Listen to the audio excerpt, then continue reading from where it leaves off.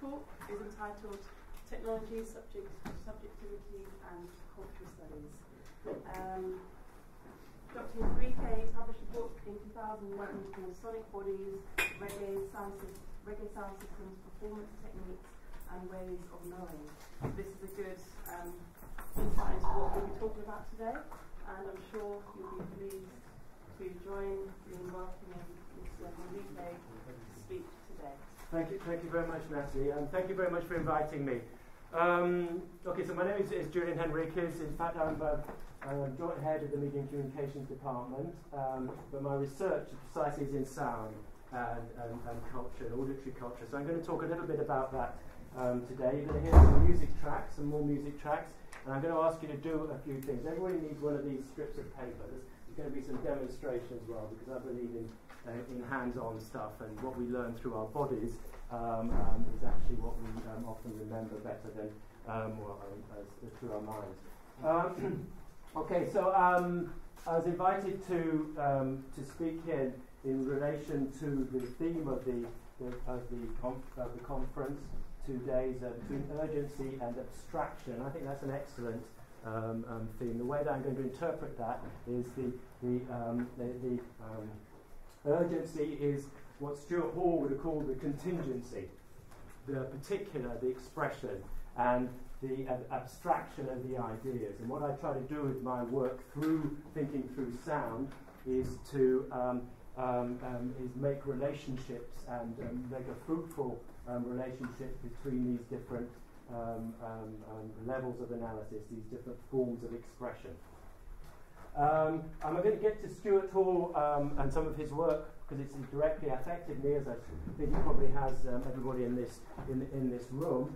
And just to make, in fact, an announcement that the Goldsmiths is just literally full of people whose lives and work have been influenced by Stuart Hall. And one of the things, since he passed a little earlier, one of the things we've been wanting to do, which is in fact happening, is to rename the new academic building, which is where my department is, as the Stuart Hall building. And that's been approved by the council, and that is happening and there'll be a ceremony with Catherine Hall, Professor Catherine Hall, his widow, on long time from now. It's on Friday the 28th of November. And there'll be an international conference on that day, and that's our way of honouring Stuart's memory and influence on all our work. And so I wanted to mention that to you, and so in a way, a lot of what we do is, well, in a way dedicated, certainly in the living memory of Stuart Hall. So, what I started off my career as a filmmaker, not as an academic, and in fact, I worked for many years with the BBC Television and Production Company. Ragamuffin was a short improvised documentary that I made almost 20 years ago. I was showing it down in Peckham, so a completely different Peckham than it was shot in, because it was a hipster Peckham that was watching the film on the top, not the bossy building, what's the car park for the ball tendencies. Right, so that was kind of interesting, well, when we were making the film, we were trying to be up to date, only to find 20 years later that it's valuable as an archive for people who weren't even born at the time of it shooting. And then Baby Mother was a feature film I made about 10 years ago, which was a reggae musical that was set not in Peckham but in Harlesden. And so this theme of how music works in society, this auditory culture, is something that I've continued from my filmmaking work into my academic research. And so basically the title of this talk is Technologies, Subjectivities and Cultural Studies. So the first two sections are the technologies, and then the second one is subjectivities, and then cultural studies as a kind of conclusion to try and bring it together. So I'm going to talk for about half an hour more. I want to leave a good 20 minutes for questions, so that you can come forward with new ideas, because that's how I learn from doing things like this. Okay, so so we're starting off with technology, and what we're doing, what I'm talking about, is a popular culture.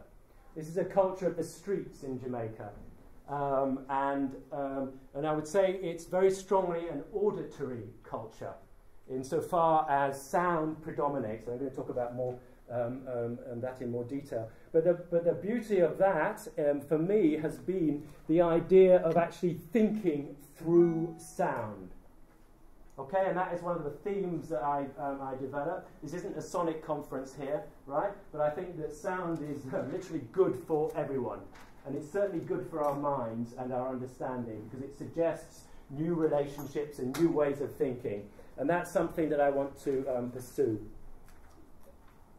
through this example of a particular street culture in Jamaica. Jamaica is my heritage. I've done many years of research there. I also worked at the University of the West Indies in Jamaica for several years. And so these are photographs from a friend of mine, Varun Baker, who has been with me on many occasions in the downtown sessions. These sessions go on basically every night of the week, every week of the year.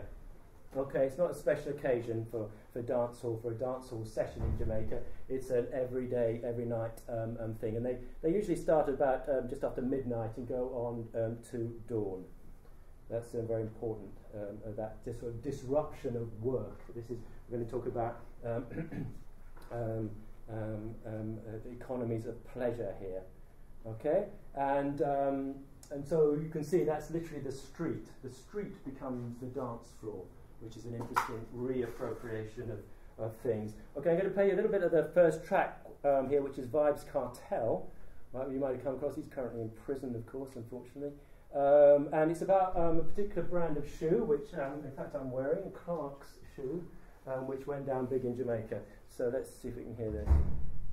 One, pop gun. They ain't no hot skull. But tell me something. When you get that new Clark's, they daddy. Which color that? And you no party. You alone have that style, they daddy. The queen for England, have no party, daddy. When you get that new Clark's, they daddy. Which color that? And you no party. You alone have that style, they daddy. The queen for England, have no party, daddy. Real bad man, no muggle in the shots. Straight jeans, cut off footpaths. Everybody have the act, so they get the class. Everybody have the act, so they get the class. The leather hard, the sweat soft.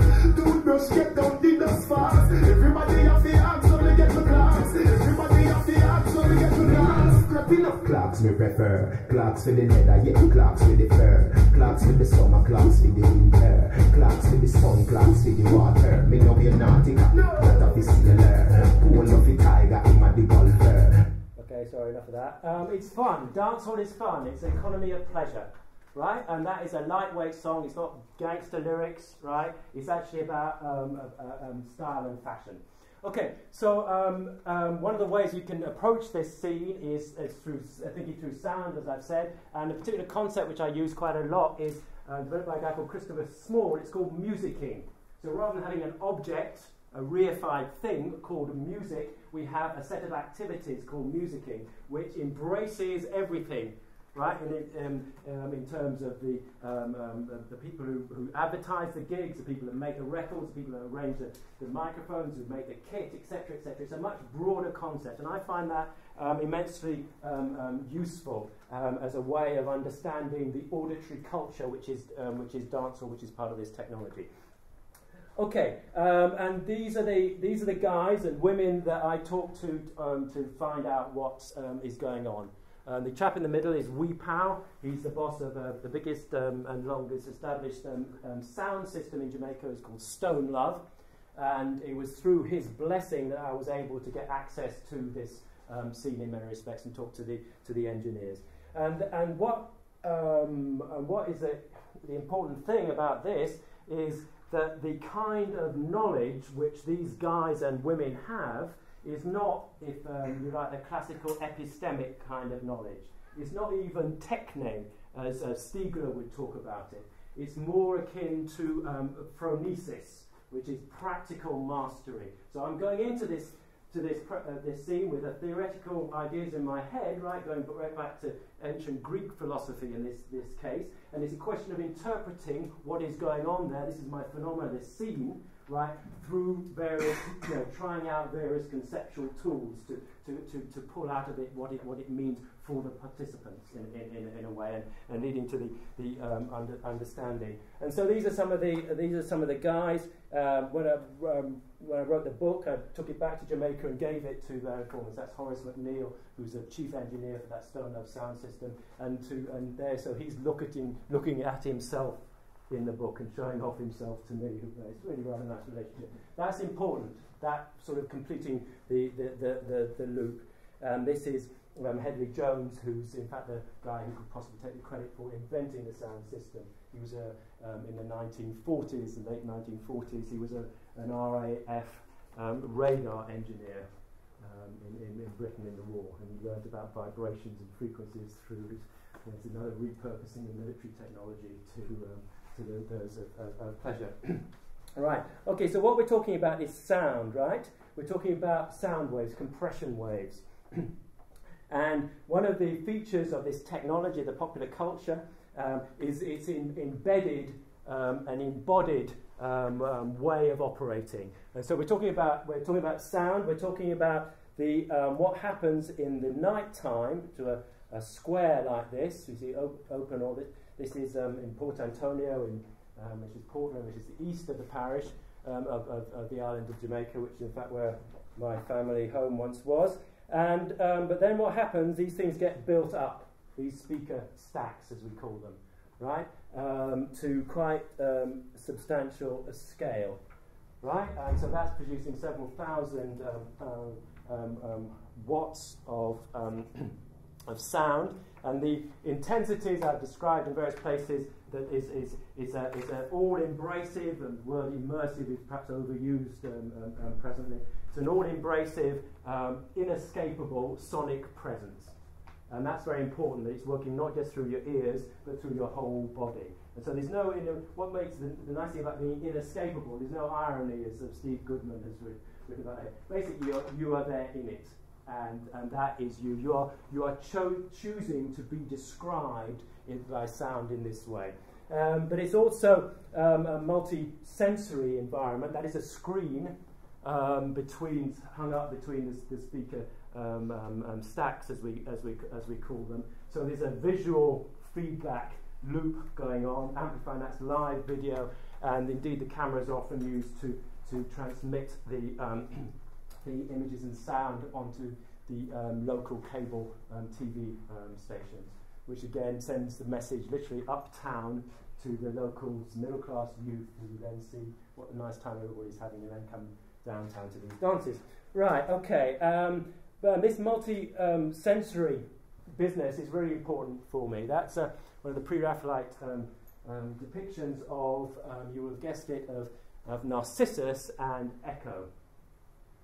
Okay, and in the past I've used this slide to illustrate, we're talking about, to illustrate the differences that accrue to these sensory modalities. But as someone pointed out to me, that's to say that Narcissus is literally with his own reflection in the pond, proverbially, and Echo, if you remember, was condemned to repeat whatever was said to her. Okay, so one way of reading that is about image being a separation between viewer and viewed, and sound being more resonative and more relational. But in actual fact, I don't think that's the most helpful way of understanding that, because basically they are both sound and image here, both Narcissus and Echo are concerned with repeating. Okay, one is repeating in the visual sense, literally the visual sense, the sensory dimension, and the other is repeating in the auditory sense. Okay, so I don't want to make any essentialist kind of divisions between different media in order to prioritize or re-privilege to talk about sonic dominance rather than visual dominance, which of course is what we're in the middle of in this century. And very many other ones. So the multisensory synesthetic approach is very, very important. And so, what you get in the sound system with this immersive thing is that you are literally in the middle of things. So if you're the little chap or woman on the left is in front of a screen, the person on the right is in the middle of a sound field. I've been experimenting with diagrammatizing these things, and especially, you see, these are done with charcoal because the texture and the gesture is, I hope, still sort of present rather than something that has computer-generated straight lines in it. And so the point of a sound system environment is you're in the middle of things, and this is very important for understanding what embodiment means, for example. And so there's another way of understanding literally the swirl of sound, and I'm going to explain exactly how this is generated in a minute. So what this does is to contrast with the perspective, the single point of view perspective that has been handed down to us from the Renaissance. And in fact, in a way, this immersive, totally all-round surround in every dimension is more to do with the Ptolemaic universe, where the individual, the world, is at the centre of things. And we are indeed at the centre of our sensory world. Unfortunately, as soon as you start education, your kindergarten teacher will tell you, no, basically, you are not the centre of the world, right? The sun is the centre of the world, and we are revolving round the sun, which of course in one sense is true if you take this distance, this view from nowhere, as the philosopher Nagel calls it, perspective. But from the point of view of our senses, we are in the centre of the world and the sun revolves around us. And I would suggest that when we get this kind of contradiction between what we actually feel in our embodiment and actually what we are told in our heads, this is the beginning of a kind of a schizophrenia, if you like, a disembodiment, where certainly in the Western, the dominant strands of the Western tradition, the mind takes privilege over the bodily experience. Okay, so, but to get this in the round kind of thing, this popular street culture in Jamaica has taken that very seriously. And so what they do is to, there's a little sketch from my notebook, is actually to have 3 speaker stacks. Some gentlemen over there from Canada who've heard some of this before. Have 3 speaker stacks, 2 left channels and 1 right channel, in order that the audience, the crowd, can be in the middle. And here's another expression of that, in terms of, that's one particular dance, street dance. And so what we're talking about is a circulation of sounds, and these are the 3. That's 1, 2, 3. It's just the corner you can see there of the speaker stack. And this contrasts not only with the idea of a single point of view perspective, but also with the idea of the proscenium arch, right? Because most music we hear is at a distance in an imaginary arch on a stage. Okay, so that has become more sophisticated with O2 arena kind of gigs and stuff. But essentially, there's a separation that the stage affects, right, between the music over there and the audience here, which is in a way recapitulating the visual divide between viewer and viewed into one between listener and listened to. This destroys all that. Okay, and I think that makes it interesting. And so that's one way that this popular culture in Jamaica pushes how we can understand how sound is working. We've given it a dimensionality, we've given it a depth. Now, of course, that is recognised in the Western tradition as well. The phenomenologist Merleau-Ponty have talked about the privilege of depth over length and breadth up and down. And that's so it's interesting that in the popular culture there's a similarity, or there's a parallel thing going on. So that's one thing, spatialising sound. Number 1. Number 2, what they're also doing in this popular culture, in this technology, is looking at considering the spectrum of sound, not just sound, but the spectrum of vibrations. Okay, and I've adapted that for identifying the auditory part of the spectrum here, between the red lines.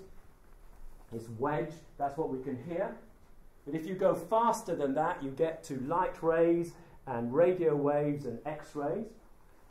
We're going down in the middle to infinitely fast.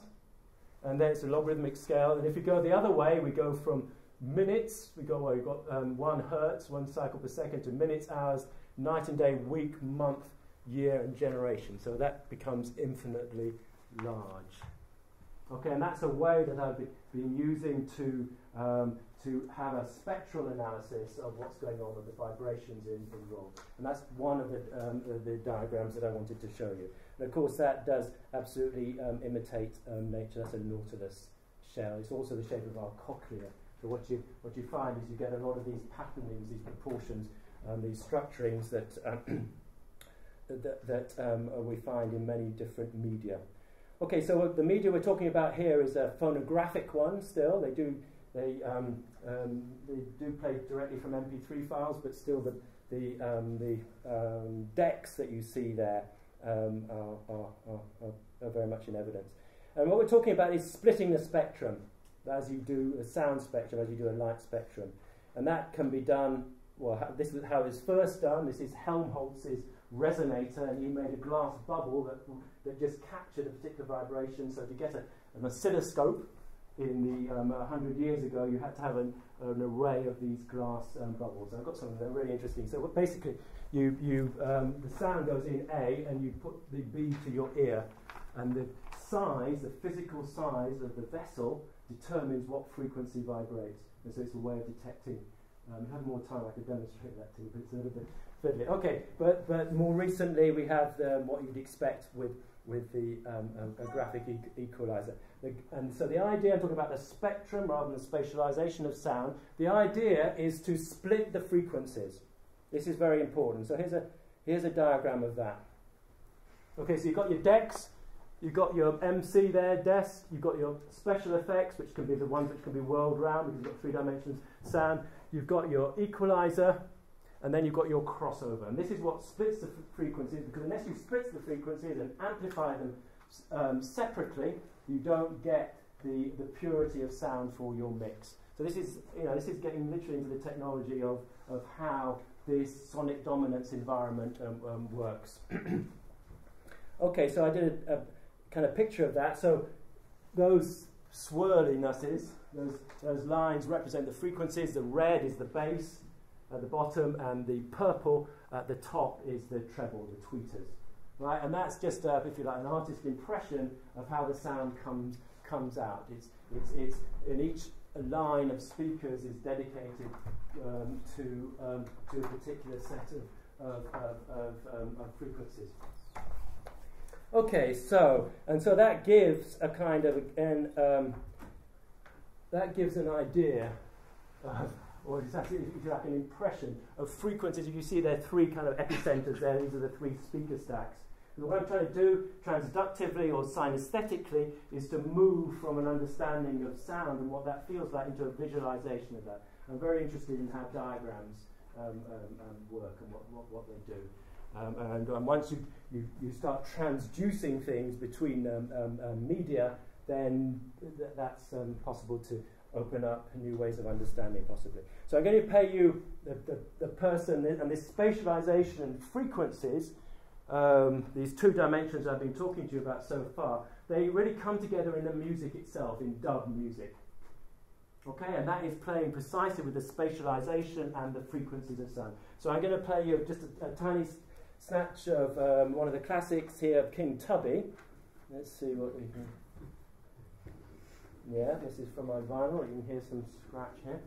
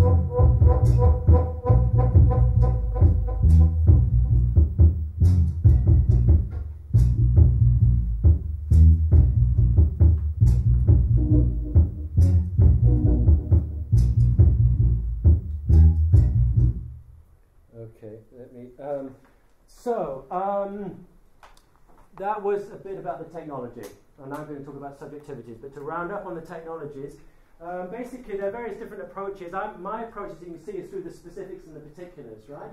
But I mean, to do this, talking about what a sound system is, you can avail yourself of various theoretical perspectives, if you like, depending on what's going to be useful for you, what you want to get at. I mean, one that I picked, the idea of technologizing, to go with the musicking idea earlier, which was developed by Walter Ong, as you remember a Canadian 60s fellow traveller with Marshall McLuhan, and he, in his orality and literature, the subtitle was "Technologizing of the Word," right, of the word. And so that for me was an interesting way of, again, not thinking just like music is not an object, it is a set of processes and practices, right? Technology is not an object, it's a set of processes and practices which involve us as human beings. Another person I was looking at recently is Stiegler. Right, now he has completely different ideas. I think Stiegler's quite familiar to, you've had him here in your time, haven't you, listening to his lectures and stuff. Anyway, this whole idea of sort of technology as a lack, right? This is how I interpret it anyway, that human beings, because, how do you say his name? Epimetheus? Is that how you say it? Epimetheus? Prometheus and his brother, Epimetheus. You're not familiar with this? Oh, well, you should have. Okay, this is his first volume, Stiegler's first volume, The Fault of Epithesis. And basically, Prometheus was the clever chap, which we've heard about. His brother was a bit thick and gave away all the gifts to the animals. And so the human beings were left naked, unshod, unbedded, and unarmed. And that's a quote from Plato. Right, and so so our ingenuity in the face of this absence of natural claws and defences was to invent technology. So that's what Stiegler's saying. I don't find that particularly persuasive. The whole dancehall scene is about abundance, not lack. Right, so so basically, for me, one person I find useful is Agamben. He talks about the apparatus. He talks this whole tradition of the near to hand of Heidegger's idea of bricolage, of a popular culture that makes do with what it has available to it. That for me is the most useful way of understanding what's going on with the sound system and the invention which is happening there. Okay, so that's all I'm going to have time to say on technologies. Now, subjectivities. Okay, second half, or most of it, is that is more difficult. This is more difficult to talk about. So again, if it's difficult to talk about, it's quite useful to go back to the practical things that are going on in the dance hall and try and get an idea of subjectivity, which is not to do with, for example, being nomadic. It's not to do with being diasporic. It's not to do with being multiple. Well, perhaps it is a bit to do with being multiple. Or rather, it's got to do with with mixtures, which is a way that subjectivities have been addressed in a way to make them the concept more productive. And so certainly it is multiple. And so if we go to the dance hall scene, we have these dance crews. Okay, these are women dancers who get together before the dance and organise themselves, their choreography, their uniforms, and so on. So this suggests an idea of multiplicity to me. And it's also, the dance hall is a place of pleasure in terms of drink and marijuana, and but also sexuality. Okay, so we're moving now from the boys that control the sound system to the girls that control the dance floor. Okay, and there's a whole, I don't know how well you can see that image there. There's a particular dance called the wheelbarrow, or the dinky mini, which is a twerking actually, as we've been. Okay, so that dance that Billy Cyrus was being ostracised for on stage, right, actually has a very long African tradition, and it's to do with reproduction. Okay, the idea of fertility and sexual attractiveness, very much in the aesthetic of dancehall, I would maintain, are intertwined. And so that is a copulation dance. You can see the woman's hands are on the ground, her feet are in the air. The guy, it's a copulation dance. And I asked about this, which is danced, I should say, at funerals. Right? Why would a copulation, why would an explicitly sexual act be danced at funerals? And then the person told me, well, basically, sex, reproduction, is the only thing that can defeat death. Okay, so we're talking about quite a complex and I think very interesting kind of expression here. And so this is to do with subjectivity, and here is a moment of subjectivity, if you like, of ecstasy perhaps, a moment of abandon, a moment of pleasure. And that is what the dance hall is all about in terms of subjectivity. It's a contrast to the daytime economy, it's a nighttime economy, and we're getting the pleasures of abundance, if you put it like that, or excess as Bataille might call it. And that has been institutionalized in a way. That's a particular dance troupe that specializes in teaching in schools in Jamaica these dance moves, not necessarily dinky mini copulation dance, but a whole to the way that the culture is getting recognized. And I'm going to give you some. So basically, when I was researching the women on the dance floor and the dance and their embodiment and the feeling, these are the people that some of the people I went to talk to, and they are just as articulate as the engineers are about the sound. Basically, and one of them said to me, you then reach a point of energizedness, where you can continue to dance. If the music continues, it's like you're getting energy from it, right? Not taking any drugs or alcohol, just getting an upliftment from this music. So it's an idea of sort of counter-entropic idea that by expending energy, you get energy, right? Which is kind of interesting. Basically, you have to be able to feel the bass right in your solar plexus, another woman told me. If it doesn't get you right in the solar plexus, something is wrong somewhere. It's not just enough to hear it, you've got to feel it. And she went on to describe how they put earplugs in the ears so she can get right into those big speakers, literally.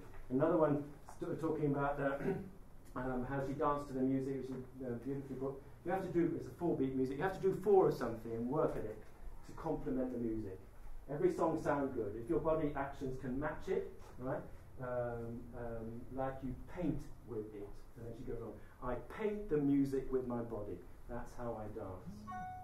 Okay, and then that's the transductive, that's the synesthetic mixing of media, which is one way of understanding what's going on there. Okay, so, and the sound system guys are very keen on the actual what these vibrations do to the body. That's not from Jamaica, that's from another text, but the idea of resonating frequencies of different bones in the body is important. But of course, vibrations and subjectivity has a much more ancient tradition. That's an Eastern Vedic system of the chakras, which are really about vibrating levels of consciousness. So that's what I'd like to connect these dancehall vibrations to.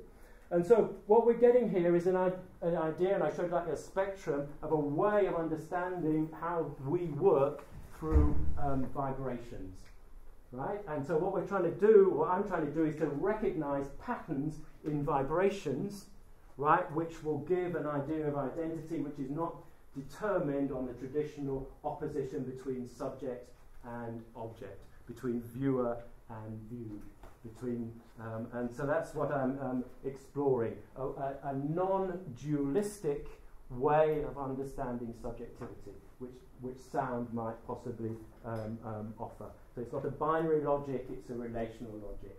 It's not a subject that has externalities, but a subject that has ecologies.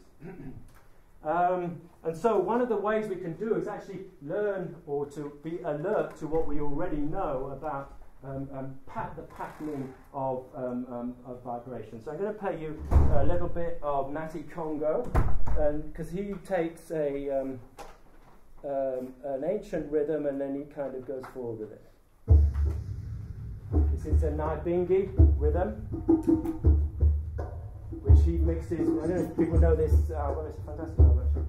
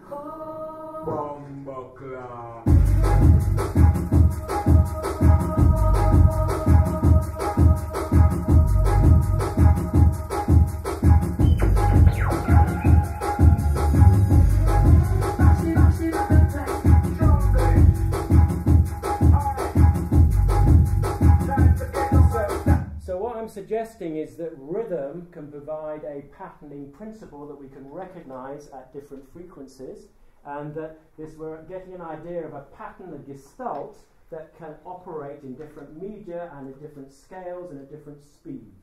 And this, for me, is interesting as a way of attempting to understand subjectivity. I won't play you this next one, there isn't time. But basically, so we have, this is the image that was on the first slide. This is Leonardo da Vinci's The Deluge, or A Deluge. And that is about swirls. That's about the vortices of energy. This is what we're trying to deal with, what I'm trying to deal with through sound in subjectivities. And here's some more beautiful, absolute. This is a guy called Swank, who's working in the 60s about how water works. Okay, so you've got a vortex, you've got a swirl, you've got energy fields, you've got the transmission through a medium, which is what's going on here as well, quite dramatically. And of course, it's also happening with electrical fields as well. That's John Maxwell's understanding of electrical field, which is obviously a different kind of wave to the compression waves of sound. Right, and so lastly, before we get to the things, so how sampling, for example, can be used as an example of a pattern recognition from different cultures, from different beats, from different timbres, different tempos. One of the examples I happen to like about this is, well, you can see what it is, it's Trans-Europe Express here.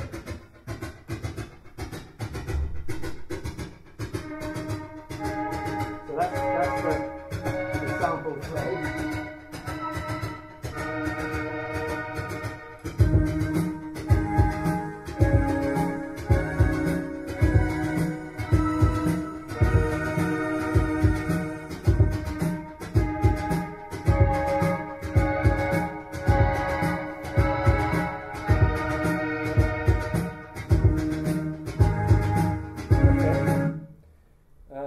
That's how it's going to be used. I'm going to party people. I'll just talk over the top of that before it comes up. So what we're talking about is basically a rhythmic, a sample, a pattern, which I would say is being transduced, right, from one medium to another. Okay. So here we go. Let's have a bit more of this.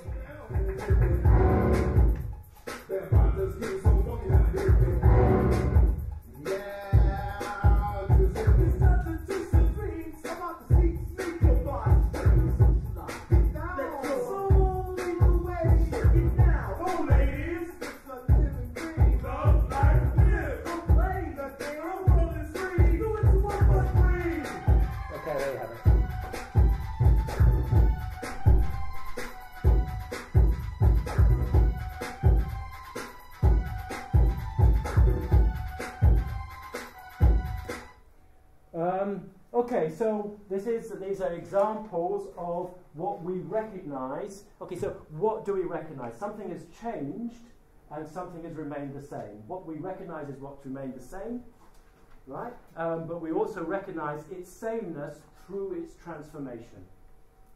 Okay, now, and that area of continuity through transformation is a very interesting one for me, and I think it's important for understanding subjectivity. And one of the ways that has been taken up in the abstract, going back to the title of the talk, in the abstract is through the mathematics of topology. Topology is a kind of geometry, right, which is very useful for understanding what doesn't change when things change. Okay, so I've got three little things that I'm going to show you now. The first one, there you've got it already, and you've also got it in front of you, is a going to be I want you to do this, just like that, to make a dog's colour. Okay, so that is fine, but it really doesn't do much, right? It's just a part of a cylinder, right? However, what I want you to do, you can guess it, is if you put a line on one side like that.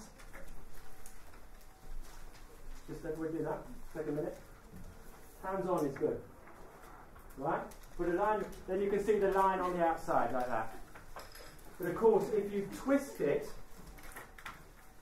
you've now got a line that disappears. Okay, and if you run your finger along one edge, it takes 2 revolutions to come back to where you started with.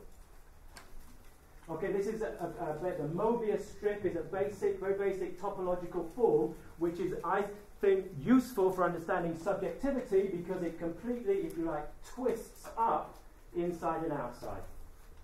I'm not the first to say that. Elizabeth Gross was going about that in the 80s and talking about this twisting, this turning to do with these flows that I was been showing you, and that this is a simple demonstration of that how this goes through a 2-dimensional thing, goes through a 3rd dimension to become something else.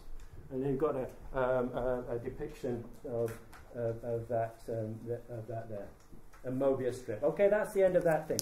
Right, no, so I'm interested in dimensions. I'm interested in subjectivity through dimensions and surfaces. Surfaces are all important, right? There's the transductive surfaces, which are the speaker diaphragms that blast to get sonic dominance. There's also the eardrums, which are transductive. The tympanic membrane of the ear is what vibrates, right? The whole body, when you're plugged up your ears and you're inside the sound, the speaker is an example of that. So surfaces are very important, and inside and outside is Didier Anzo has become. He talks about the skin ego. I don't know if you've come across him. I find it interesting about how a surface works. Okay, but the idea of surfaces, what we're doing, I'm going to illustrate here. Okay, this is your classic Russian babushka doll. Now you're all familiar with this. Can you see what I'm doing here? Basically, each doll is separate from every other doll. Well, which might sound a bit of an obvious thing to say. But basically, the surface of one doll has nothing to do with the surface of the other doll. Right? They're completely separate. It's like microcosm and macrocosm. Right? And that is good up to a point. You can get a relationship, get a proportionality of macro to micro through that, and understand subjectivity, that we're a miniature version of a larger universe. That's okay. But it hasn't got the twist in it. Okay, and so what has the twist in it, and this is an idea of what I will call, we talk about symmetry breaking in mathematics. We also, this is an example of surface breaking, right, where a surface is penetrated by itself. And of course the shape that does that is a classic topological shape of the Klein bottle. I can actually animate this for you, I think. Whoops, no, I don't want that. No, I don't think so. No, it's not working. I can't animate. It's not animating. I'm sorry about that. But what I have, which is even better, because these things are really important, I have in a box here. Let's sort of dramatise this slightly. No, it's all... Okay, I have a Klein bottle. It's very important to get your hands on things, right? Okay, so this is a bottle where the outside becomes the inside and the inside becomes the outside. And that's a 3-dimensional version of a Mobius strip. I want you to very carefully, very, very carefully, because glass will break, I want you to pass this around, just so you can say you've held a Klein bottle in your hand. For me, this kind of stuff's important, right? It's rather magical, it's rather beautiful. I feel. Okay, but I'm running out of time, so I'm going to buzz on and miss that. Okay, so what I'm doing here is I would say this is the classic 1980 Stuart Hall encoding and decoding. Okay, where he's problematized the relationship between, for example, representation and identity, between regulation. This is a classic of 34 years old now. And so what I've been trying to do in respect of Stuart's work is another kind of hand diagram, if you like, is triangulation. I don't believe in dichotomies or oppositions. I think it's much more useful, as does Charles Saunders Peirce, to talk and think in triangles. And so you've got media, internal and external, in the center one there, the triangle, and then that can if you like, ripple out in between subject, object, and space-time, or mind, body, and milieu, or psyche, technology, and culture. So this is a way of diagrammatizing, of breaking up what we think of as being fixed objects, and seeing how sound perhaps can help us understand who we are and where we are. Okay, so I'm going to stop there to give a chance for questions. Thank you very much.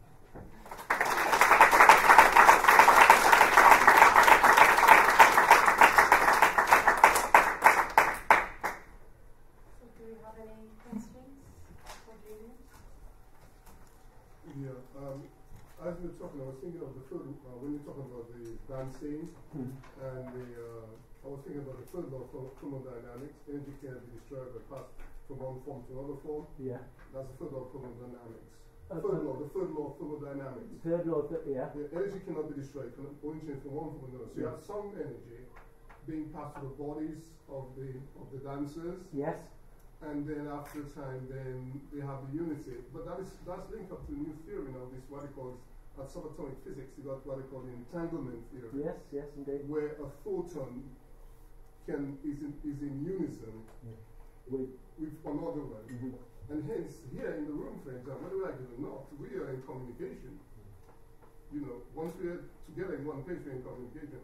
And I use that method because I went in a course by Professor Lozanov from Bulgaria called Subjectivity, where he uses Baroque music as the 60 beats per minute to reflect the heartbeat that we have.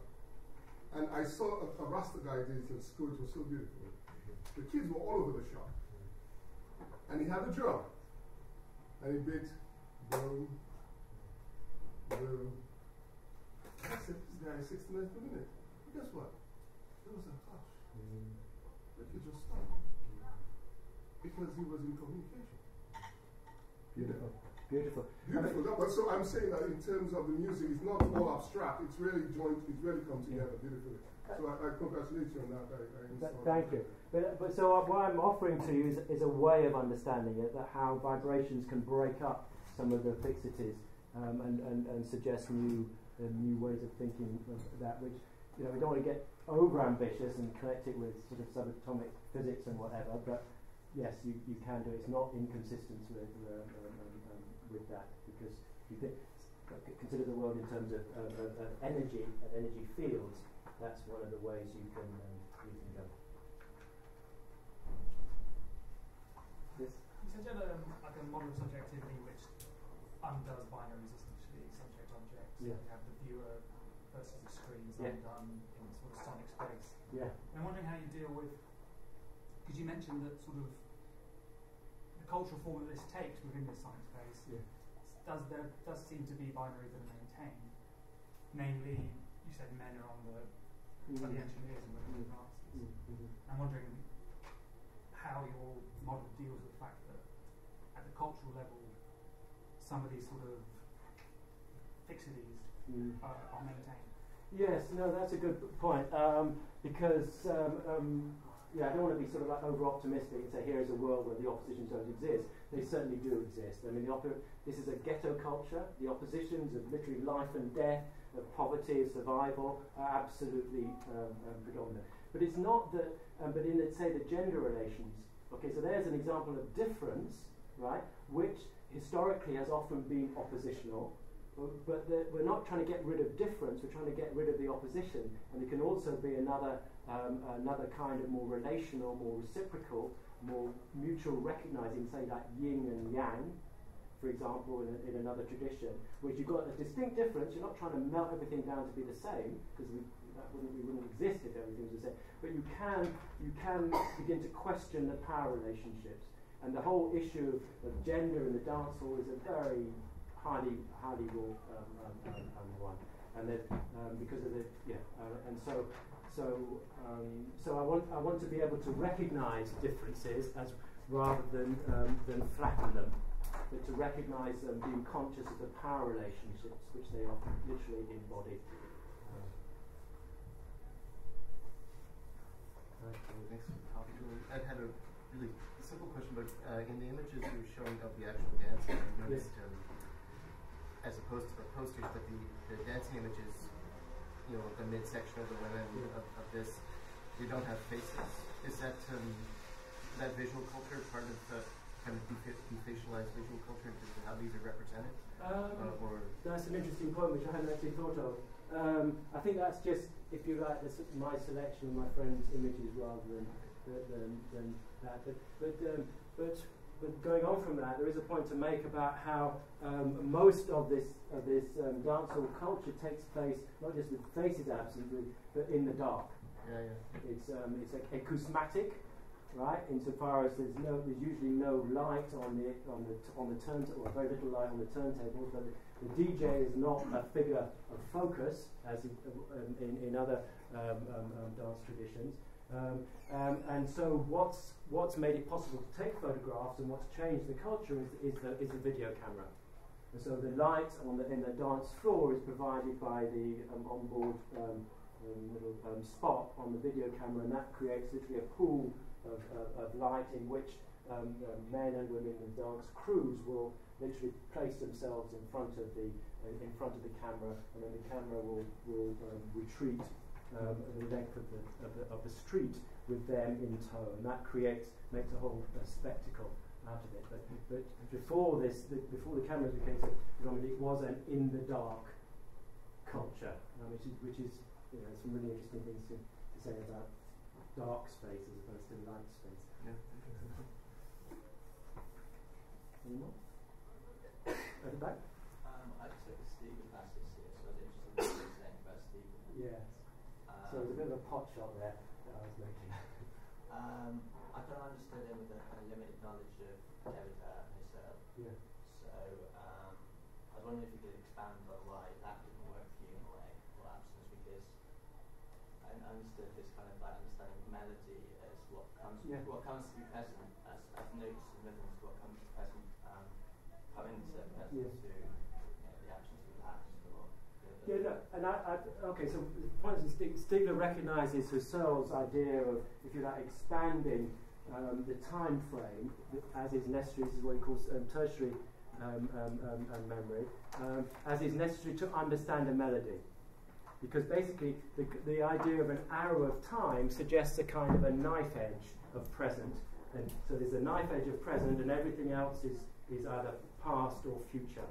Right? And what Husserl says, which Stiegler I find useful in emphasising this, is, well, no, if we really had a knife edge of consciousness, we'd never be able to understand a melody. Because a melody depends on the relationship between the notes. And that is useful. And also he goes on to the idea of outsourcing memory, right, into the technologies. Stiegler's idea of tertiary memory. Again, I do find useful. But basically, what just seems a little bit strange and a bit arbitrary is that you've got two brothers, Prometheus and Epiphysus, right?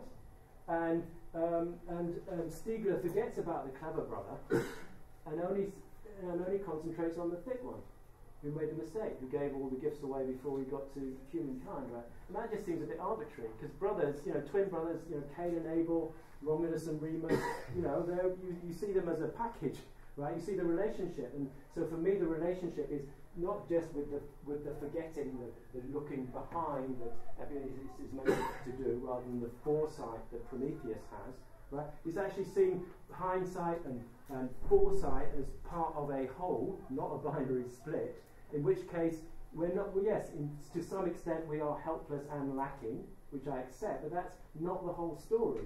In the other side of it, with Prometheus, we're super inventive, where it's like Hermes, the sheep stealer of Greek mythology, will go and steal fire and we'll do whatever we need to do and suffer for it, as Prometheus did, having his liver gouged out of him. But for me, that provides a more whole picture that Stiegler doesn't seem to want to take on board. So that's, we're going to stop quite soon, but one last one. Let me just sort of. Okay, sorry, sir. If there's anybody who hasn't answered the question, asked the question. No? Okay, sorry. Go on. I want to sort of make sort of explore this notion of pleasure of abundance. Yeah. And link it back to Freud's notion of the two bits of instinct we have, the pleasure principle. And the death instinct. And the thing. And what Stuart was talking about, like the economy of money hasn't got the final word. There's culture as well.